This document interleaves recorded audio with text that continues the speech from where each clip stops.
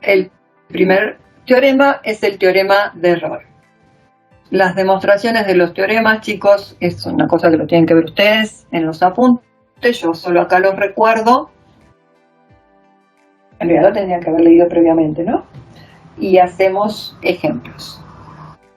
Y el teorema de Rolle dice que si una función es continua en un intervalo cerrado y derivable en un intervalo abierto y f de a es igual a f de b, entonces existe un punto C en el intervalo abierto en donde su derivada es 0. Así está dicho con palabras y así con símbolos matemáticos, que la función es continua en el intervalo cerrado y derivable en el abierto y f de a es igual a f de b. También pueden ver que a veces dice f de a igual a f de b igual a 0, pero después el teorema se puede generalizar con un corolario a cualquier valor, entonces lo dejé en forma genérica. A ver, gráficamente sería algo así. Ahí tengo graficado un tramo de una función continua en el intervalo cerrado b, es derivable porque es todo suave, y las dos imágenes en los extremos dan lo mismo, ¿no? Acá pueden ver que dan lo mismo. Las tres condiciones de la hipótesis del teorema se cumplen. Entonces existe un punto C en el cual la derivada es 0. Y si la derivada es 0, sabemos que la recta tangente va a ser paralela al eje X. Por eso le grafiqué ahí con azul la recta tangente. Puede pasar eso o puede tener más de un punto en donde su derivada es 0. Bueno, vamos a ver si podemos hacer algún problema. Nos dicen encontrar el o los puntos C del teorema de Rolle para la función igual f de x coseno de x más 1 en el intervalo menos pi sobre 2, pi sobre 2.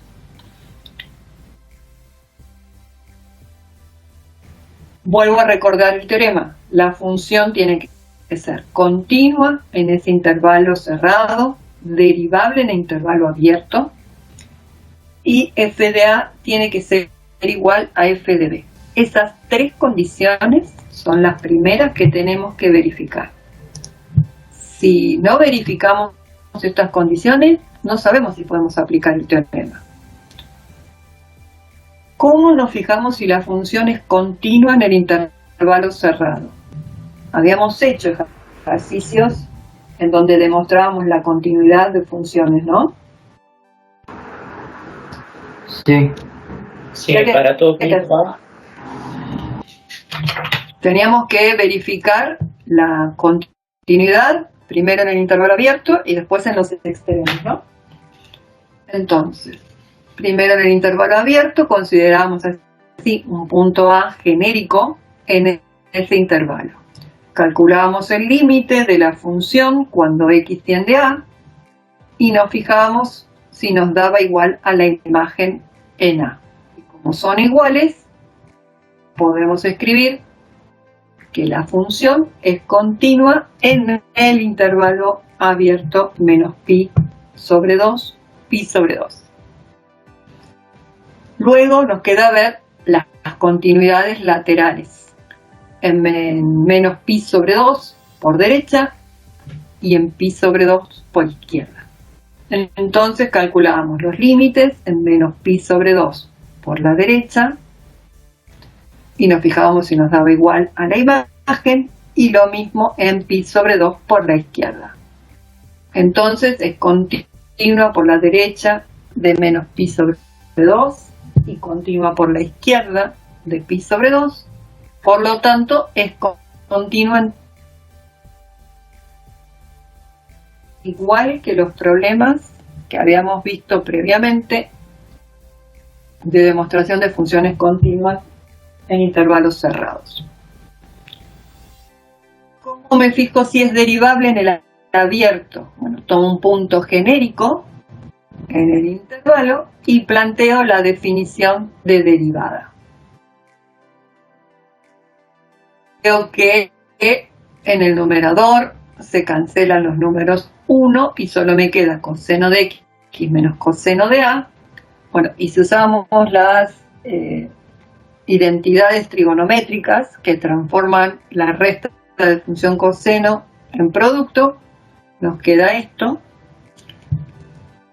Yo creo que les di ya los videos con esto, pero recuerden, cuando ustedes tienen coseno de alfa menos coseno de beta, eso es menos 2, seno de la semisuma por seno de la semiresta. Lo voy a poner más chiquito para que entre.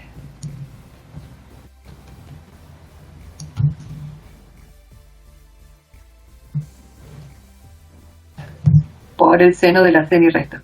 Cuando aplican esta identidad trigonométrica acá, nos queda lo que está acá expresado. Y ahora fíjense que acá dice seno de x menos a sobre 2 y tengo un x menos a en el denominador. Y como la x está tendiendo a, vamos a tener que usar el límite notable, ¿no? De infinitésimos equivalentes. Entonces nos haría falta tener un 2 acá para que esto sea igual al argumento. Y si dividimos por 2 el denominador, también vamos a dividir por 2 el numerador.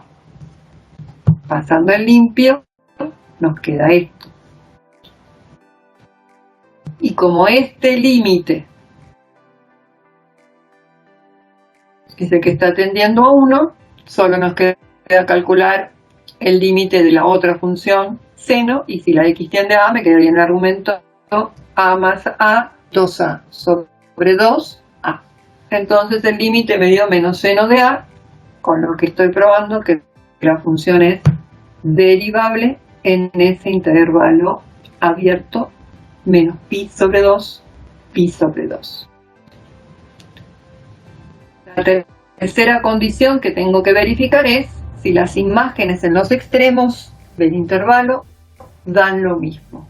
Calculamos f de menos pi sobre 2, que nos da 1, y f de pi sobre 2 también, entonces cumple las hipótesis del teorema de Rolle. Las tres cosas: la continuidad, la derivabilidad y la igualdad de las imágenes. Por lo tanto, seguro que va a existir un punto C en el intervalo en el cual la derivada es 0. Entonces, ¿cómo hacemos para buscar ese punto C? Derivamos la función, nos fijamos cuánto vale esa función en C e igualamos esa derivada en C a 0. ¿Cuándo el seno de C es igual a 0? Seno de C tengo un montón de valores que lo hacen 0, pero tiene que ser un valor que esté en el intervalo, que sea interior al intervalo. Y el único valor que cumple con eso es el 0. Entonces puedo graficar la función. En forma punteada puse la función completa y les remarqué el tramo de la función que corresponde a menos pi sobre 2, pi sobre 2. Y en el punto C, ahí es donde tengo la derivada 0, es decir, la recta tangente es horizontal.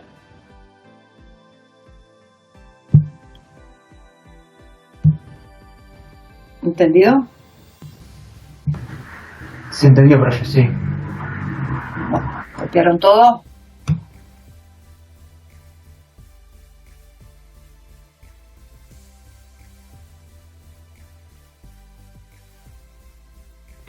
Hoy está súper vacío el chat, ¿no, profe? Suelen escribir bastante. Sí. No sé si está vacío de alumnos también. A ver. 43. Vacío porque se están acá así desconectados, total. Bueno, vamos a hacer otro ejemplo. A veces vienen con parámetros. Están en la práctica también. Por ejemplo, encontrar si es posible el valor de los parámetros para que se pueda aplicar el teorema de Rolle a la función f de x en el intervalo 0, 2 más raíz de 3. Y la función está dada por intervalos, por tramos. A ver, ¿qué clase de funciones hay en cada intervalo?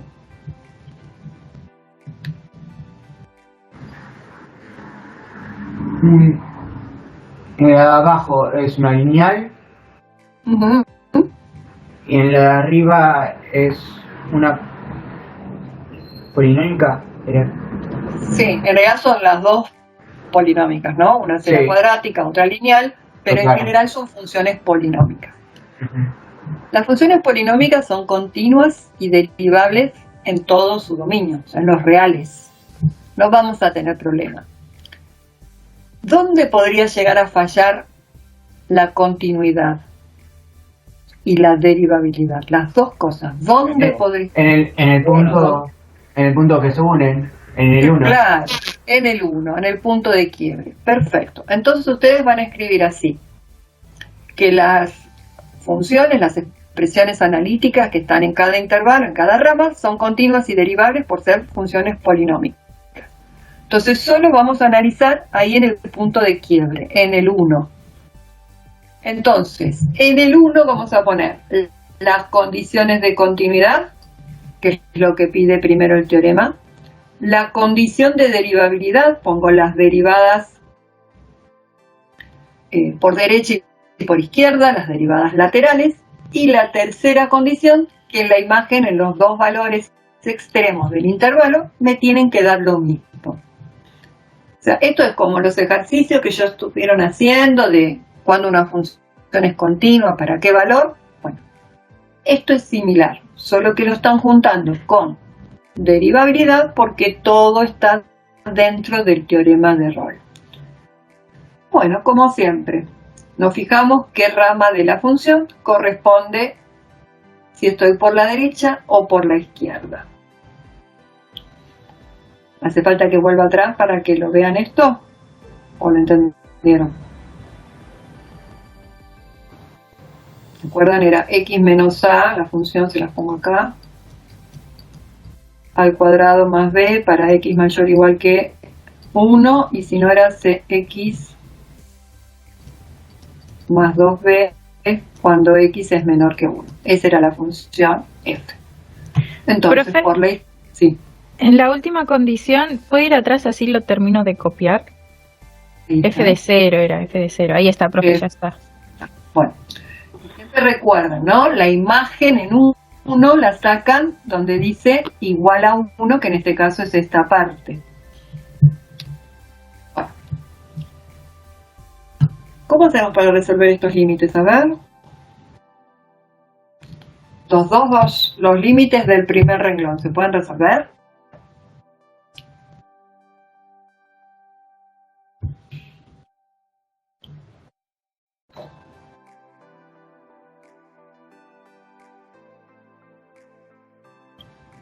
No era que tratar de conseguir un x menos 1 arriba. Bueno, vamos a ver qué pasa. Si yo me voy al primer límite, primer renglón de arriba, ahí veo que no tengo problema, puedo reemplazar la x por 1, así que me queda c más 2b. Cuando reemplazo en este otro límite, tampoco tengo problema, y ahí es igual a la imagen. Y lo que observo es que los problemas me van a aparecer en los otros límites, en los límites de las derivadas. Entonces lo que empecé haciendo es sacando los paréntesis y haciendo las cuentas que se pueden. El c por x quedó, y como acá tengo 2b menos el b que está dentro del paréntesis, me quedó una sola b. Y en este límite, que está acá a la derecha, si ustedes observan, al sacar los paréntesis, se cancelan las b, por eso no están acá. A ver, ¿cómo seguimos? Bueno, lo que hice ahora, ¿qué fue? En el primer renglón, de este lado tenía 2b y de este lado tenía una sola b. Si las escribo las dos de un solo lado al igual, tengo esto, c más b. ¿Y para qué hice esto? Porque si yo miro acá me dice 1 menos a al cuadrado es igual a c más b. Y como acá en este límite tengo justamente 1 menos a al cuadrado, lo reemplacé. ¿Lo ven?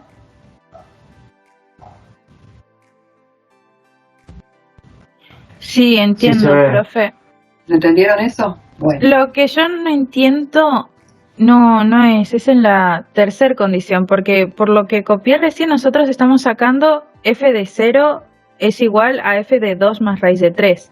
sí. ¿De dónde salen esos números? F de 0. ¿Dónde voy a tener que reemplazar? A ver, acá se ve mejor. F de 0. El 0 está acá, en este intervalo. Entonces reemplazo acá. Ahí, ¿sí? ahí sale. Y 2 más raíz de 3. Es más grande que el 1. O sea, al 2 le estoy sumando algo. Lo reemplazo acá. Ok, el intervalo. Como puse 0,12 no me di cuenta. Yo suelo poner punto y coma para separar y no me di cuenta en el intervalo. Gracias, Bueno. profe. No de nada. Bueno, este límite, ahí está. Reemplacé el 1 menos a cuadrado por c más b. Y en este, fíjense que acá tenemos una diferencia de cuadrados, ¿no? Cuando uno tenía a cuadrado menos a cuadrado, sabe que lo puede escribir como a más b por a menos b. Lo que pasa es que ahora el a es el x menos a y el b es 1 menos a. ¿Qué es lo que puse acá? ¿Ven? La suma por la diferencia. Es como si fuera así, cuadradito al cuadrado menos triangulito al cuadrado. ¿Eso qué va a ser? Cuadradito más triangulito por cuadradito menos triangulito. Si yo comparo con lo que tengo, ¿quién es cuadradito? Cuadradito es x menos a. Y el triangulito, 1 menos a.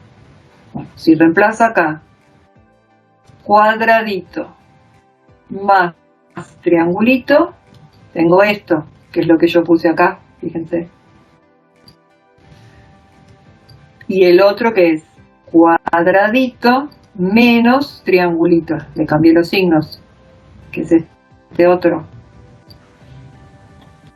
¿Me entendieron? Sí. Bueno, Sí, profe. perfecto. Vamos a pasar en limpio. Y me voy a quedar con esos dos límites, porque son los que todavía no resolví. Entonces, los copié de nuevo para verlo mejor. A ver, sacamos los paréntesis y vemos que las B se van a cancelar. Y acá lo que hice fue x más 1 y menos a menos 2a. Y en el segundo paréntesis las a se cancelan. Y ahora ya creo que ya lo están viendo, ¿no? Porque acá tenemos un x menos 1, acá también, y acá solo faltaría sacar factor común c para que quede el x menos 1 en el numerador. Simplificamos y resolvemos los límites. Y encontré, bueno, esta relación entre c y a. Entonces me vuelvo a copiar con lo que tenía de antes. Esto era lo que había sacado para la primera condición. Esta es la que acabo de encontrar con los límites. Y esta es la que tenía por la tercera condición de f de 0 igual a f de 2 más raíz de 3. Y bueno, y ahora es totalmente algebraico, ¿no? Fíjense que ustedes este menos 2 menos 2a lo pueden reemplazar acá, que es lo que hice, me quedó a y b. Y despejé la b. ¿Qué hice para despejar la b? Desarrollé este binomio al cuadrado, cuadrado del primero, doble producto del primero por el segundo, más el cuadrado del segundo, y estos dos términos los escribí a la derecha. Acomodé las cuentas y el 2a con el menos 2a se cancela y me quedó a cuadrado menos 1. Bueno, a este lo llamé 1. Vuelvo un poco para atrás. De esta tercera condición que no la usé todavía, la escribo y hago lo mismo. Cuadrado del binomio. Y acá les puse todo, porque en realidad es como que yo tuviera 3 términos elevado al cuadrado. Entonces, una manera de trabajarlo es considerar todo esto como el primer término y este como el segundo. Entonces, ahí tengo cuadrado del primero menos doble producto del primero por el segundo más el cuadrado del segundo. Y ahora me quedará el binomio del cuadrado acá, en 2 más raíz de 3. 4 más 4 raíz de 3 más 3. Bueno, hacemos las cuentas, todas las que podemos, y nos queda esto que quedó medio largo, pero no hay que asustarse. Porque ahora, de lo que llegamos en 1 y lo que llegamos en 2, los igualo, y fíjense que a cuadrado se va a cancelar, y me quedó menos 1 por toda esta expresión. Como yo quiero despejar la a, ¿qué voy a hacer? Empiezo pasando estos dos términos, 7 más 4 raíz de 3, del otro lado del igual. Entonces me quedaría menos 7 menos 4 raíz de 3. El menos 7 lo junté con el menos 1, tengo menos 8. Y lo que hice, como los dos términos tenían negativo, lo puse adelante. Ahora, ¿no hay algo parecido o alguna similitud entre esto y esto? Tengo una pregunta. ¿Usted cuando pasa el 4 raíz de 3, por qué lo pasa sumando y no restando? No, lo pasé restando, mirá, pero ¿cómo paso acá?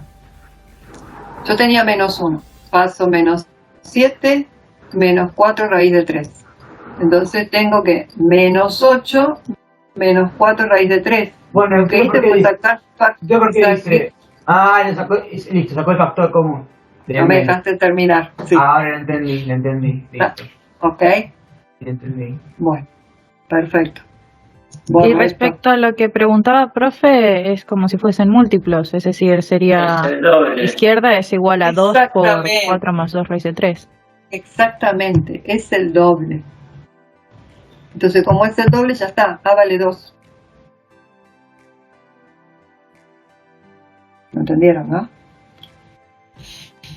Entonces, a pesar de que teníamos ahí una raíz cúbica, una raíz cuadrada de 3, no fue tan complicado hacer las cuentas. Bueno, si encontramos el valor de A, ya puedo encontrar el valor de B. Que vale 3, y también puedo encontrar el valor de C. Ahí tengo A, B y C.